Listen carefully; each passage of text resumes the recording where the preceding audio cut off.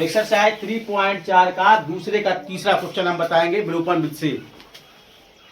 पहले में जो सवाल छूटे हुए हैं और जो दूसरे क्वेश्चन में भी सवाल छूटे हुए हैं उन्हें आप लोग घर पे लगाएंगे विलोपन विधि से। यदि समझ में ना आए तो आप तुरंत बताएंगे, हम उनका भी अच्छा बेहतर और बहुत ही सरल तरीका बताएंगे। तो ये जो क्वेश्चन है 2 अंकों की संख्या वाला, ये क्वेश्चन अब बोर्ड में हर वर्ष आने लगा है।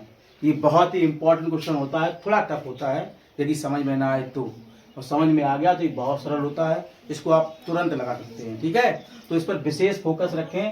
देखिए, जो समीकरण बनाने होते हैं, भाषा वाले सवाल जब दिए होते हैं तो उनसे जो समीकरण बनाना होता है वो प्रत्येक सवाल में आपको करना पड़ेगा, चाहे विलोपन विधि से हो, चाहे बजगुणन से हो, चाहे प्रतिस्थापन से हो, चाहे ग्राफिक विधि से। आपको समीकरण बनाना तो पड़ेगा ही, और जब आप समीकरण बनाना सीख जाएंगे तो आप हर विधि आपको अच्छी तरीके से आती है, लगा लेंगे आप। तो आप गलती कहाँ करते हैं? समीकरण बनाने में।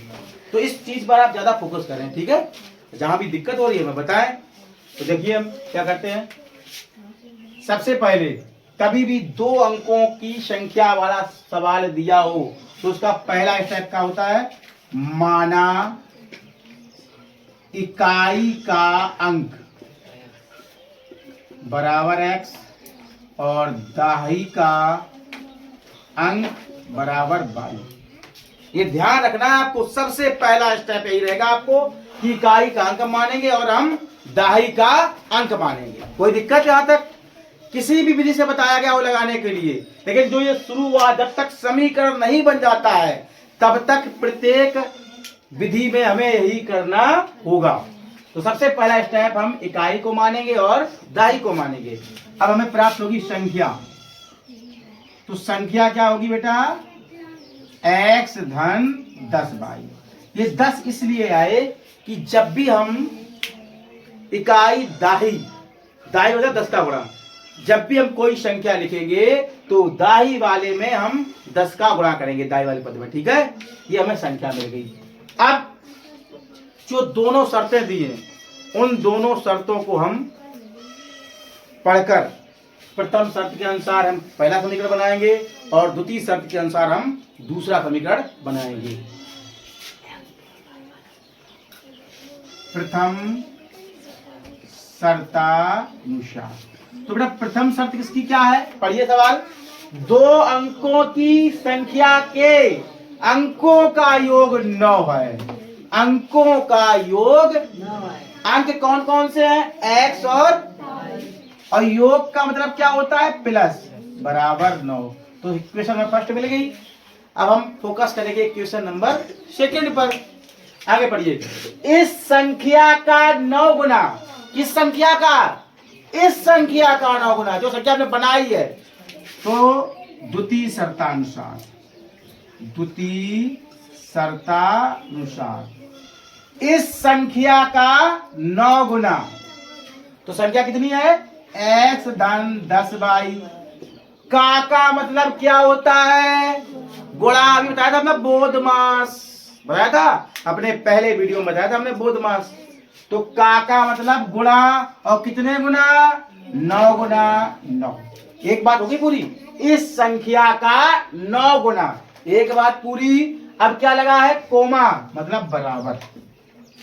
संख्या के अंकों को पलटने से, मतलब जो इकाई है उसको दाही कर दो, जो दाही है उसको, तो संख्या कितनी हो जाएगी? 10x धन y। इकाई वाले को हमने दाही कर दिया, दाही वाले को हमने क्या कर दिया? साफ लिखा है। संख्या के अंकों को पलटने से, तो अंक हमने बदल दिए, इकाई को दाही कर दिया, दाही को इकाई। पलटने से बनी संख्या का मतलब कितने गुना? 2 गुना। अब इस हम समीकरण को हल करेंगे या संतुलित करेंगे, जिससे हमें समीकरण दूसरा मिल जाएगा। देखो, 9x एकम 10 निम्मा 90y, 10 दूनी और 2 एकम 2y। इधर लाओ, तो 20 में से 9 जाएंगे 11x, और 2y में से 90 जाएंगे 88y, बराबर 0, क्योंकि अचर पद है ही नहीं। इसमें कॉमन क्या है बताओ? 11। जितना छोटा से छोटा करिए। 11 × 88 बराबर 0। तो 11 जब इधर जाएंगे कितने हो जाएंगे? 0। कितना आएगा? x - 8y बराबर 0। समीकरण नंबर 2। अब हमें समीकरण मिल गए। तो जब तक समीकरण ना मिले, कोई सी भी विधि हो, चाहे प्रतिस्थापन, चाहे विलोपन, चाहे वज्र, चाहे ग्राफी, आपको ये जो स्टेप है फॉलो करने हैं जब तक समीकरण ना मिलेंगे। ठीक है, अब समीकरण मिल गए हैं। अब आपको जो विधि बताई गई हो, ग्राफी विधि या विलोपन विधि या प्रतिस्थापन विधि या वज्र विधि, उससे आप सवाल लगा लेंगे। तो यहाँ पर हमें किस विधि से लगाने हैं? विलोपन विधि से। तो विलोपन विधि का हमें तरीका बताया था कि हम किसी एक पद को चुनते हैं जो बराबर हो। अगर बराबर नहीं है तो हम क्या करेंगे? फिर बराबर करेंगे। क्योंकि इसमें हमें दिख रहा है कि x वाला पद कैसा है? बराबर। इसी को हम विलोप कर देंगे। तो समीकरण 1 व 2 से एक क्या है? x धन y बराबर 9। दूसरा है x - 8y बराबर 0। जिसको हमें विलोप करना है, यदि उसके चिन्ह बराबर हो तो क्या लिखेंगे? घटाने पर। सबको पता चल गई ये बात? किसी को दिक्कत तो नहीं है? तो यहाँ पर माइनस, यहाँ पर प्लस, और यहाँ पर x से x विलोप हो गया। 8 और 1 अब चिन्ह प्लस का हो गया, इसकी वैल्यू होगी तो प्लस प्लस के जुड़ जाते हैं। 9y बराबर 9 में 0 घटाओ। 9 में चाहे 0 जोड़ दो और चाहे 0 घटा दो। 9 का कुछ नहीं बिगड़ने वाला, 9 तो नहीं रहेंगे। 9 एकम तो y बराबर, y का मान मिल गया।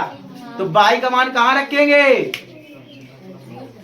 जहां तुम्हारा मन करे, मतलब जहां नहीं, जिस समीकरण में मन करे। जहां मतलब थोड़ा जेब में रख लो।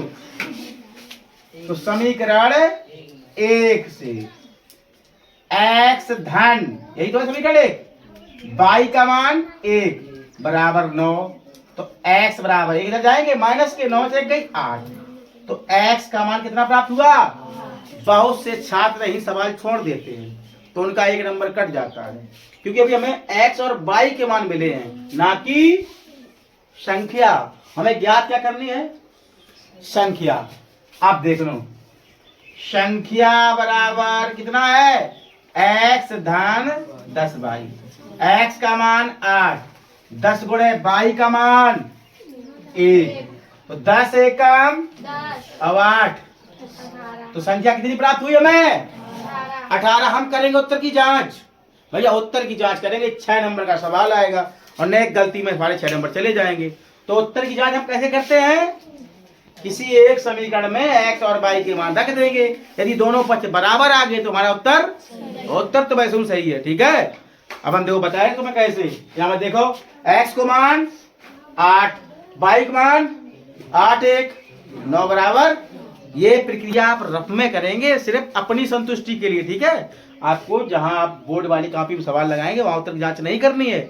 यदि पूछी जाए तो कर देंगे आप, पूछी तो जाएगी नहीं आपसे, तो फिर क्यों करेंगे? ठीक है, लेकिन अपनी संतुष्टि के लिए हमने सवाल सही लगाया है नहीं लगाया है उसके लिए जांच करेंगे आप। ठीक है, ओके, समझ में आया? गणित सरल है कठिन? सरल है? झूठी बोल रहे हो, बहुत कठिन है।